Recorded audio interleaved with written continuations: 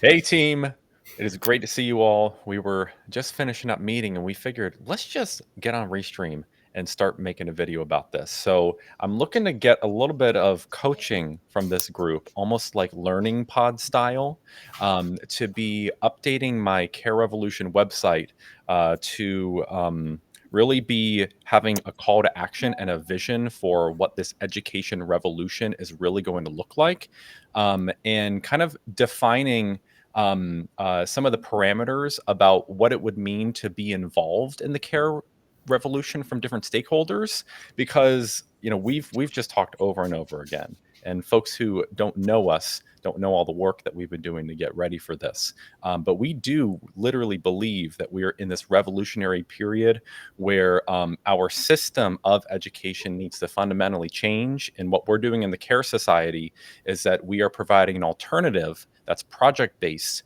and focus on freedom and care to help teens, folks who are younger than teens, their families, really practice self directed and collaborative, rigorous learning so that young people can do real world learning in the real world with real people, in communities of trust and support. But what we're talking about today is not just what we're offering in the Care Society, which is our global learning network, but we're also very passionate about citizenship and helping other people who aren't necessarily with us. And so, what we've chatted about is if we're going to be leading or at least supporting a revolution, which what I envision is people who are in the public or traditional school system actually making a difference. Like on our website right now, we have things like protests, boycotts, research, advocacy efforts. Even, I would be envisioning students in schools, like during lunches, organizing themselves to be talking about change in education, potentially refusing to do what I call fake learning. You all know that one of my passions in education, or one of my biggest issues, is that we have these standards of learning that are based on a very archaic model of school and education, that really started to materialize in the late 1800s, that are literally preparing young people now for a false future. The idea that students report to these school buildings and have very little freedom, if much at all, and then they're required to do these traditional methods of learning that don't model what they would be doing in real life in the real world. It's at the point where subjecting ourselves and our children to this, from the parents' perspective, from students' perspective, even from teachers' perspective, everyone's hands are tied, because the job even of teachers and administrators is to do what they're told and teach largely to these tests. And so I'm looking for a little bit of help to clarify the vision, and to again put some parameters on what we would be supporting and endorsing as a revolution. I think one of the biggest things, for example, if students are going to have protests and some sort of boycotts or refusals of fake learning, one, nonviolence is absolutely critical. Safety first. But also that we are broadly supportive of student learning, and supporting students and their families, and that we are an education organization, and that we believe the revolution is based on education, which can't entirely be separated from something like politics, but that this isn't about, overthrowing a government or anything anti, whatever, pick your political issue, but that it's really focusing on what do all of our students need, which we know that there are students from many different subgroups that are suffering, many families that are oppressed in many different ways, in large part because of our broken education system. We want to empower these people, but we also believe in unity. We believe in truth, love, and care. We believe in building community trust, but also the advocacy, compassion, and citizenship piece, where there has to be a point where we do stand up, and advocate for the things that we need. And so I want to open up this discussion for based on some of the conversation that we've had even today before we started the stream. What are some things that we might want to keep in mind for what we would actually be publishing for events or for our list of what we stand for and what we don't stand for? What do you guys think?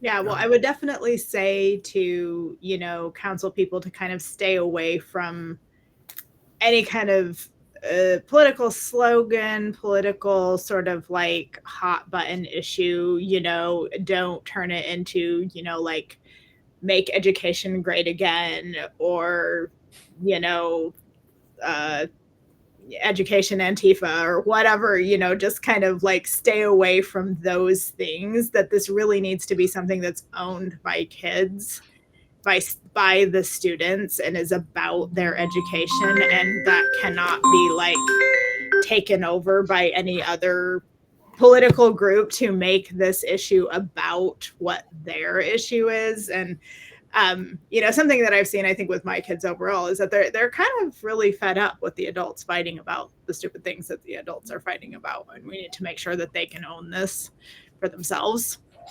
And so to kind of counsel them on how they can at least try to avoid some of those things. Well, and also the greater issues are very real. But there's a lot happening in our world right now, and ultimately there are so many systemic issues that I do agree that sometimes we forget to think more directly about the kids and involving them. We have some of our own students who are very passionate about what we're calling this revolution, and are looking to organize themselves, and they ultimately, they don't want anything like bad to happen. They have really good intentions, and they are fed up. They're fed up, and several of them are realizing that they actually can make a difference, that they do have a lot of power, and that I think we owe it to them to collaborate with them very authentically and help make their voices heard. I mean, I think that's some of our job, and so I think with that, like from Aquinas, Jed, or Tara, what were some other things that we were talking about before this conversation that you can chime in with? Well, I think firstly, I think it's worth acknowledging that the fact that they're still students and they've already identified this problem is actually a very good sign, as opposed to what I think is more commonly the norm, where once you've left school and education and then you're in the real world and realize just how shortchanged you've been and there's no longer anything you can do about it. I think it's good that they're actually noticing it while they're in a position to actually change their path a little bit. So I think the main things you'd want to focus on is, like you said, keeping it problem specific, because I think too much, as I said, whether it's getting politicized or anything, I think if you kind of congeal every problem into one kind of systemic, massive thing, you can't change the entire world. But what you can do is take it one problem at a time. So I think if they keep the focus on the very specific issue they want to fix, which might be, this isn't useful, this isn't getting us learning. So keep the idea on what kind of skills do we need for real life? How do we get them? And I think kind of making sure you're very on point on that will stop things going off road very quickly. And I think you also, because it's through a kind of care network where we're supporting this type of thing and kind of encouraging this type of kind of teaching students to reclaim their own education, I think we should be putting forth kind of like a rules of engagement or etiquette or sort of thing that we want them to abide by. So it's not just kind of protesting for protesting, because I don't think there's any shortage of kids who just hate school because school sucks. And I don't think you want to conflate that with kids who want to actually reform and improve education.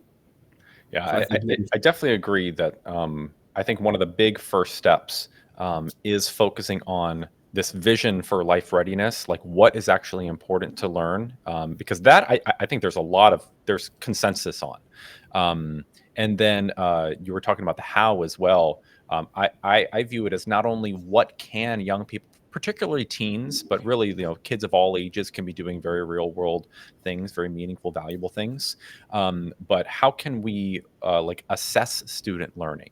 For example, like would we be just taking a bunch of paper tests, or would we be being out of the school building, doing more apprenticeship programs, doing more would people be allowed to work if you're 16? Could that be supported by schools? How can we use our community resources, and what can we do within a school building that even looks a little bit different than going from 90-minute or 60 or 100-minute period to a 100-minute period?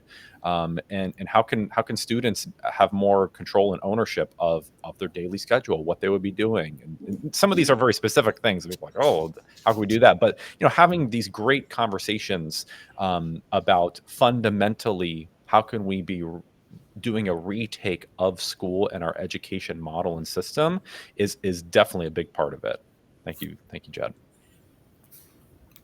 One thing I was thinking about with the teens actually, taking some of these kind of actions is, being clear in their own mind, like, am I kind of just venting? This protest is like a venting mechanism for me. Like, sometimes I'll vent on Facebook with politics. I'm just wanting to get it out. But then there's also the part, or there's the other approach of like, I want people to be aware of the problem. And this is this is the goal that I have.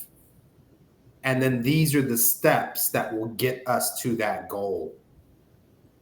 Yeah, I agree. Like they need to know that, again, to kind of stress to them, like, is this a venting session, or are you trying to make some actual change happen? And again, not to take away from a protest or a boycott by any means, but like, and now what's the goal and what is your action for that? Because, just venting or protesting has benefits to a certain extent.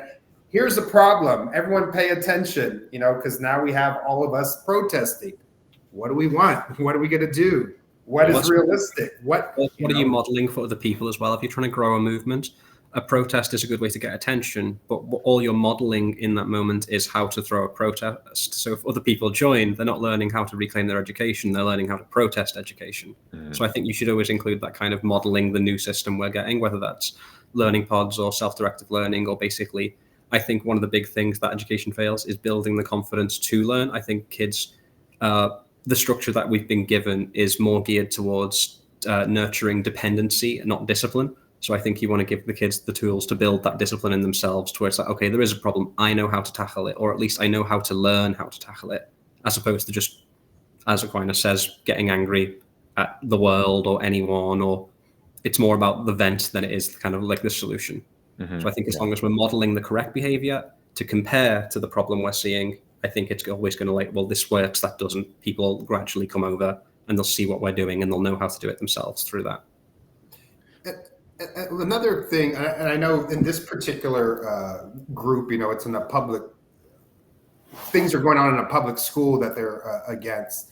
But from us as an organization, I think of it like what's broadly going on with all teens, whether they're public school, private school, homeschooling. Sometimes I think a common message amongst all those three groups that's probably still kind of prevalent, at least in America, is like, college is the next step. Like, it's changed. Maybe it's I'm 51. Maybe when I was in high school, it was like 90% of all the adults were saying that, and now maybe it's closer to 70. But like, that's a broad message that isn't just about they happen to be in that public school setting. So I think it could be effective in a lot of their messaging, that they consider all teens and what is kind of going in common culturally, that is not leading them to that path of taking ownership of their education, so to speak, because we're talking about the high school age and so forth. So again, as they're doing any kind of that protest messaging, I think one of the ways to be more effective is if they give that consideration. All of us teens together in America, in this particular case, what is it that we're all kind of frustrated about when it comes to education? Well, and we've been listening to many teens, many families, many teachers, many business owners. We're coming from a variety of backgrounds related to education, our own educational experiences, homeschooling, owning schools, leading different programs, and we're finding that Some of the biggest things are the lack of actually being heard and having choice in your own interest in what you want to learn, being center to the educational experience. And that's huge, because when we have some outside people who aren't listening to people who are in schools by design and coming up with these standards and having that be the North Star and the purpose of everyone's job who's employed in a traditional school, and the students and their families, because remember, there's compulsory education, and that your job is to be led toward these goals that are not your goals. And especially when you have so many students who are using AI to cheat on these tests, and then you realize you graduate and then you're in the real world now, and what you're going to be doing and how you're making decisions has nothing to do with what you had just done the year before. And so they're seeing the disconnect, and they're realizing that school is not actually designed for them, particularly at the high school level. It's designed by this facade or this target that sounds good to old people. Like math sounds good, science sounds good, music sounds good, and graduating and showing academic performance on a test, it sounds good because that's how current adults largely grew up. But the students' voice being heard, their interests, and being a part of the design of school, that doesn't happen because the folks who actually make the decisions about those things aren't even in schools. So a lot of what we're talking about, it's not about the teachers. It's not even about administrators who are in schools. Everyone is directed towards this, I would say, false North Star, which is why I call them fake learning standards. Yeah, I think that we do need to think about, like, I would like to think a little bit more practically about what are we actually suggesting specifically that students do or not do, because that's the particular situation that we have on our hands. We can probably also venture into how can adults in the community help. But I would say one of the biggest things is that if we're asking them to refuse to do fake things in school, I wouldn't think we should suggest for them to refuse to go to school. Mm-hmm. At least against the wishes of their parents. If a family decides that they want to pull kids out and do something else educationally, then fine. But I would suggest that they do that protesting, that sit-in, whatever they're going to do at school. That is going to be the most effective, instead of doing something that looks like they just don't want to go to school, kind of like Aquinas was saying. Are they just venting? Are they just, acting out? And so in that case, that's where I think we can suggest other things for them to do. And so something that we've talked about is like just actually suggesting that they sit down and learn something. And that could look some different ways. That could look that they bring a book. That could look like maybe these individual students that are starting this protest, maybe they learn something that they can teach to other students in those moments. So they can actually include students who maybe aren't necessarily a part of this, but in the moment want to be a part of it. Maybe some different things like that. And that is also a way that adults in the community can help, is by teaching some skills, some different things that students can then teach to each other if their educational environment is not providing something useful in that moment. Well, and it almost, I can hear someone hearing what, or see someone hearing what you're saying and being like, well, isn't that what school does? They go and they learn things. But I think some of what you're talking about is the things that the students want to learn, and the things that are going to be valuable by their choice, and things that are in alignment with reality. So for example, maybe you can give me some examples of some things that you might think someone wants to learn. But if someone wants to learn how to make a certain type of craft, or writing music, or starting a business, or certain history topic, or talking about philosophy, something that they're passionate about, exploring their identity, these are all things that a kid might be curious about. But if they're just going to English class and they're required to read certain books and required to write certain essays that weren't of their design, but they could be reading and writing things that are of their choice, that are still going to challenge them, that are still going to move their learning forward. And that when you're talking about teaching each other too, I think that that's a great idea, that we would hope would maybe be happening in traditional classrooms.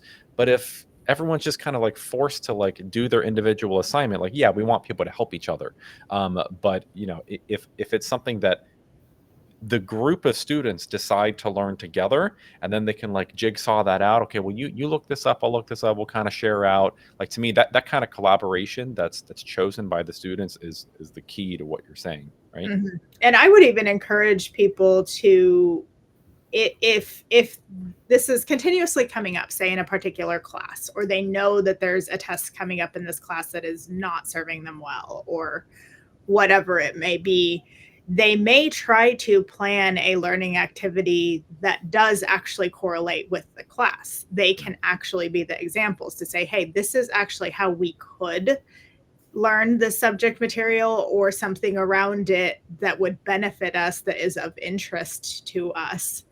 And that's where I think adults can help, because kids, students may not even know how to do that. They might say, this class is just so, not interesting to me. And that's where some of us coming from the outside can say, hey, but you might actually be interested in this aspect of it. Here's a thing that you could learn, or a thing that you could do surrounding this. But I think that would be a really good example, because what we really want this to be about is not just about teens, rebelling, but about teens actually demanding real education. And so the more that they can show an inclination towards attempting to educate themselves, I think will speak to the powers that be, more than people just leaving or refusing to do things, or definitely being violent and destructive. Yeah, I agree. And what we're talking about too, it's not really what we want for people to be doing. Like, we're listening to many of all of our stakeholders, but particularly our current students, and their families. I mean, for the folks we work with who are homeschooling, and felt the need to escape, like flee the traditional school system, because of, well, I mean, how their children were, I would say, suffering, just were not being served adequately with what was going on. Even if you might have some caring people inside of a school, but when people have different needs and are not seeing the connection, and ultimately are not being supported in ways that's helping them thrive. A lot of what we're talking about, these ideas, they've come from our students. So it's not like we had these crazy ideas and let's like tell people what we want them to do, because like none of us have children who are in the traditional school system, but these are folks who we're directly working with. But I definitely agree with what you're saying. And I think too, I want to think through what we want the main outcome of what we're calling this revolution being. And for me, it does involve policy change, but particularly the what I've called like the North Star for where students are heading towards, and where the public believes students should be heading towards in their learning. So fundamentally, what I think that means is, like, we have this North Star that's like over here, moving further and further from reality, and I think we need to like have a common vision, or like kind of dream together about what these life readiness standards are, or what some people call a profile of a graduate, graduation requirements. What would those things be? And then kind of work backwards from there. And so I think the biggest thing that folks can do to contribute to this, even not students, is by putting forth some of those ideas. Put it on your social media. Talk to us. Attend events that we're doing. And if you're a student, be talking about that with each other. And as well, like creating your own events that are dreaming of this together. So to me, like setting that new standard and having that be collectively owned, and that becomes like maybe a new graduation pathway. um that to me would be a great, like, kind of like long-term goal, and all of these events would be like kind of contributing to that.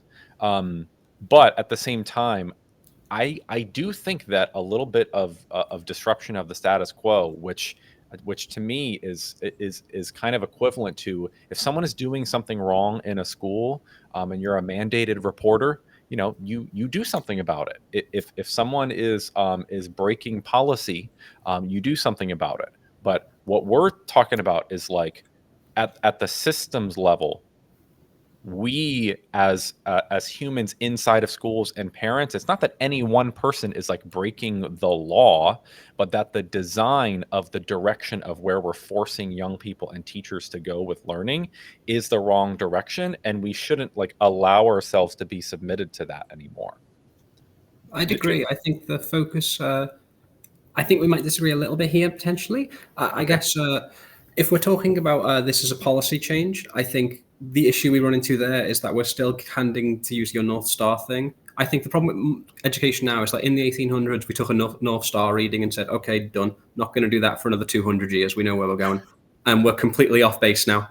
And if we do that now, what you'd be asking the government to do is to take another North Star reading. But then in 200 more years, we're in the same position. So I think it should be about giving each kid their own compass so they can actually kind of map their learning individually and kind of take hold.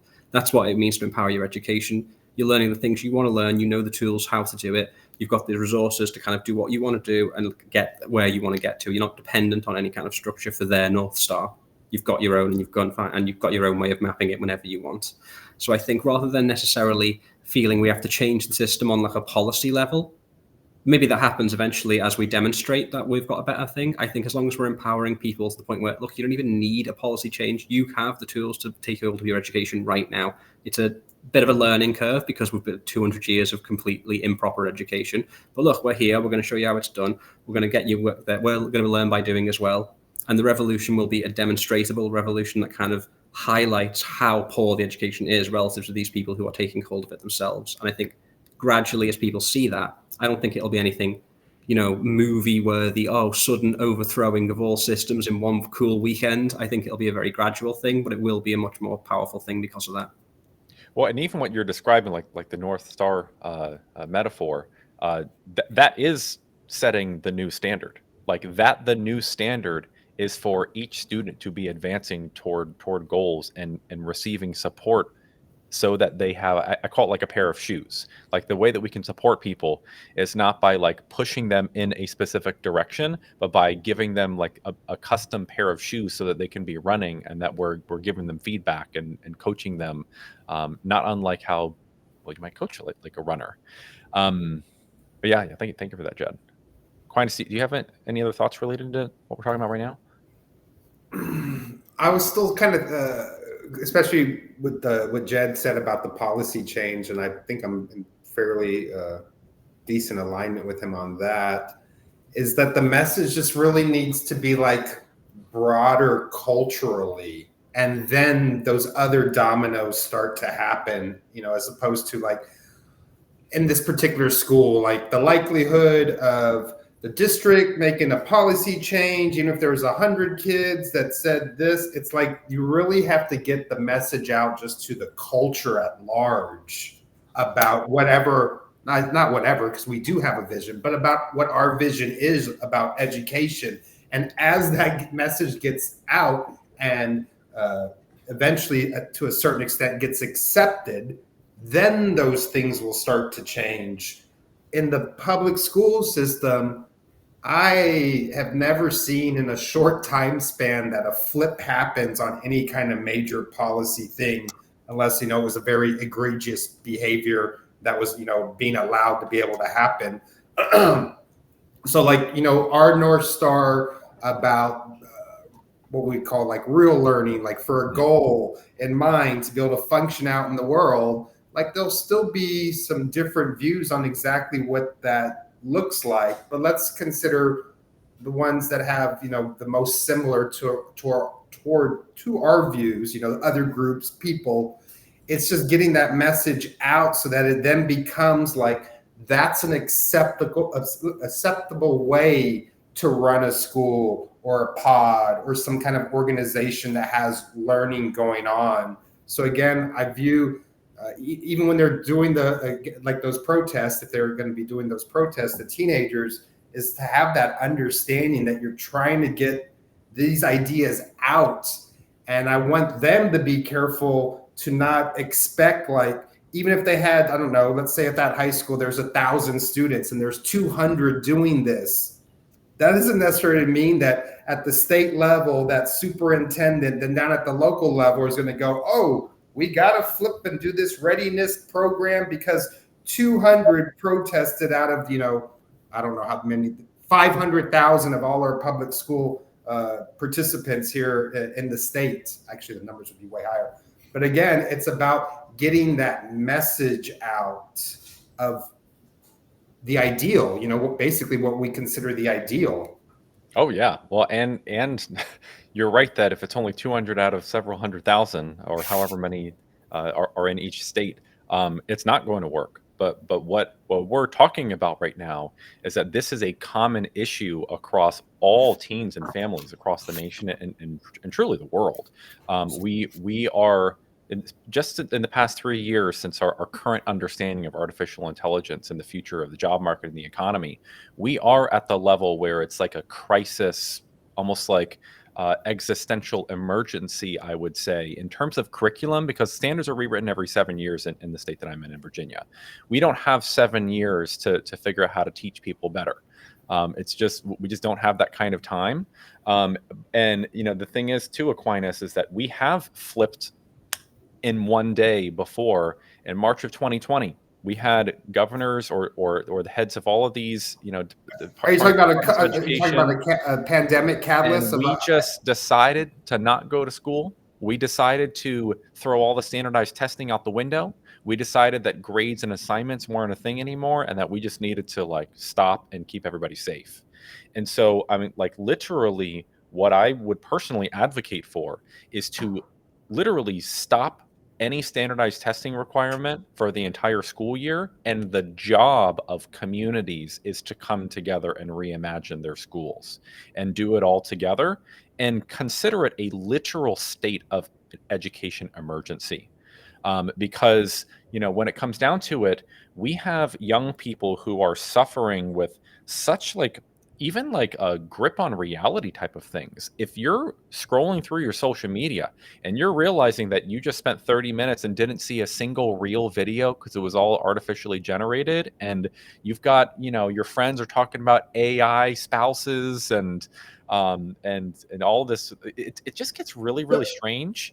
And it is at the point where we have to realize that enough is enough. And Jimmy, what I do want to definitely agree with at the end of what you said, or even earlier, is there's an urgency. I will not.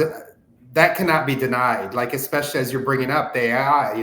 The instructor makes an AI lesson, and then the kid's like, "Oh, okay." Then, or the student, I'll just respond with my AI created homework to it. So there's no learning going on. There's just appeasement going on. And we're talking to high school, 4 years of that, they won't really have learned anything within the school system. And now they're out at 18.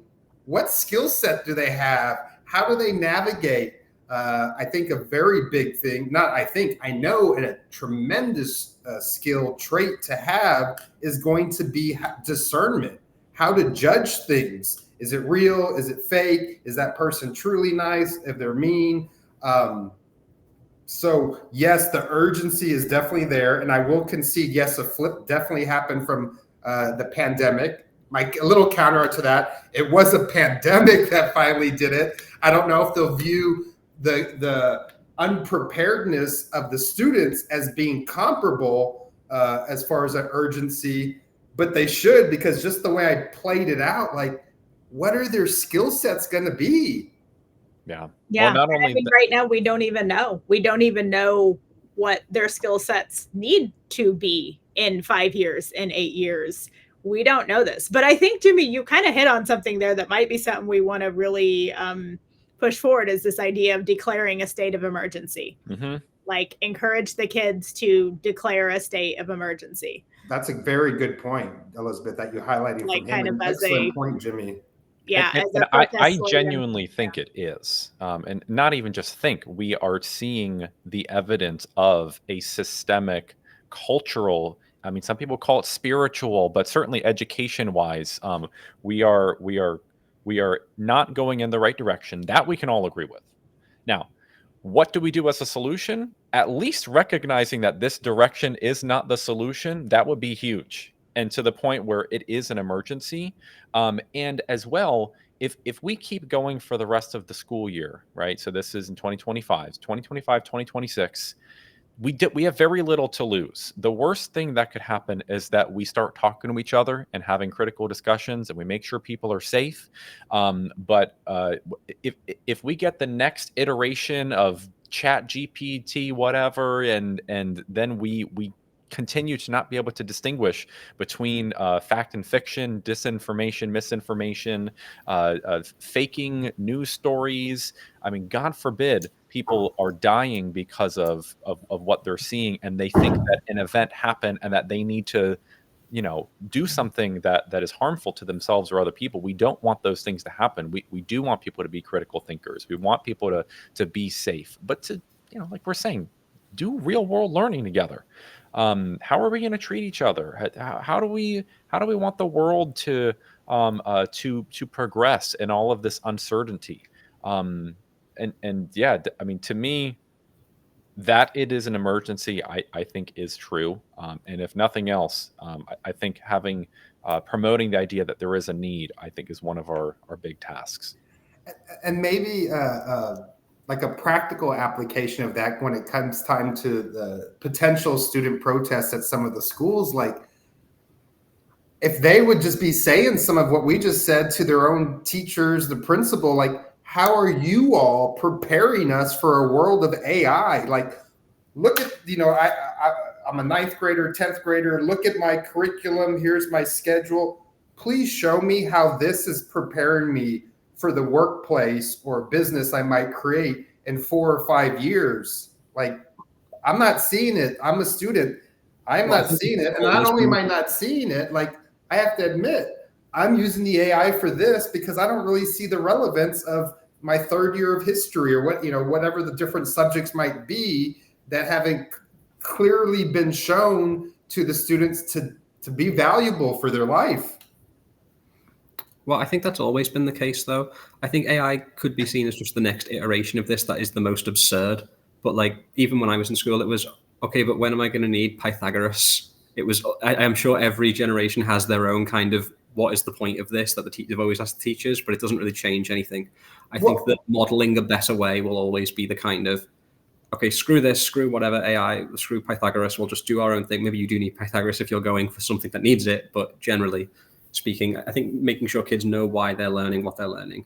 To put it more optimistic spin on the AI thing, I think it will highlight just how pointless traditional education has become, where it's like, well, if I can do everything I'm spending 5 hours, 6 hours a day, however many grand a year, in 30 minutes with an AI thing that can just give me every study guide I'd ever need and replicate the exact experience in this, because it's not like schools doing well for socially or mental health issues as well. So it does seem to just be a repetitive study guide is the only real thing traditional education is offering. So if that's now completely replicatable on anyone's phone, I think the optimistic part is it does show, it's going to prompt some further innovation, hopefully. I mean. So, Jed, I was going to say, I hear what you're saying, if I'm interpreting it correctly, like it'll show a contrast, but that doesn't necessarily give the teens or the parents the information of how should I go now. Oh, that's what I mean. That's what we need to model, because we're the ones offering these resources and kind of an alternate pathway. So we could say, traditional education sucks, leave it, don't go to school. But then you've just left a bunch of people wandering in the wilderness with no idea what to do instead. It's not that all structure is bad. It's just that the only structure that is an option right now is 200 years out of date. So I think they still need a structure, but they need one that is geared towards giving them the skills to the point where they won't need a structure, as opposed to making them dependent on it. And I think that's where we come in. So we can model this type of learning that we feel is more, it's less about what you're learning specifically necessarily. It's more about how you're learning and how you now have the skills to learn going into the future, as opposed to, can you recount to me random history factoid B or whatever.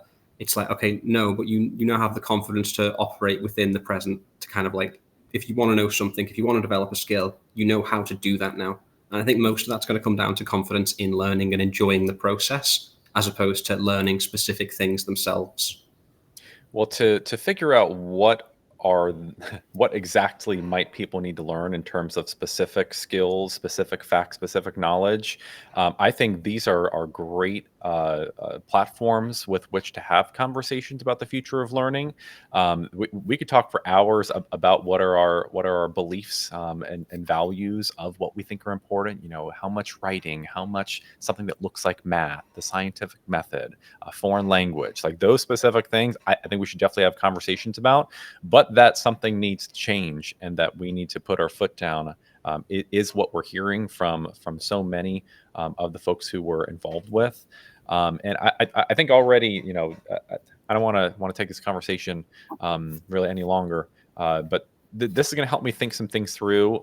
We'll also be continuing to speak with our students, with parents, with the rest of our team, with our community, and I'll be doing a little write up, seeing what we want to endorse, what we want to definitely stay away from. Obviously, we want what's best for our kids, what's best for our community, and ultimately we care, and we're trying to make a difference. And so, thank you all for being here. Give me a little bit of coaching, and we'll see what happens once we post this online. Yeah. So. Well, I think the focus, just to end off, would be the 4 questions to keep in mind. Would first be, we address the problems of traditional education. We clarify what is life readiness and what kind of students we want to produce. How does CARE address this issue as opposed to traditional education, and what obstacles might someone face leaving traditional for a more homeschool or alternative education? I think as long as we can address those 4, we've created an easy pathway to transition out. Yeah. Those are some good questions. As well, understanding who we really are and what we value, what we believe in, because there are like saying what are the problems and what are the solutions. I think part of the problem is that we're not listening to and understanding each other. So who are the people in our community, our country, our world, and really having that be part of our platform. It's kind of related to what you're saying, but thank you for those questions. We're definitely going to keep those in mind. So with that, everyone, thanks so much for being here. I will catch you all next time. And here's to the education revolution. All right. See y'all. Nice talking to you all. See you in a bit. Bye. Bye.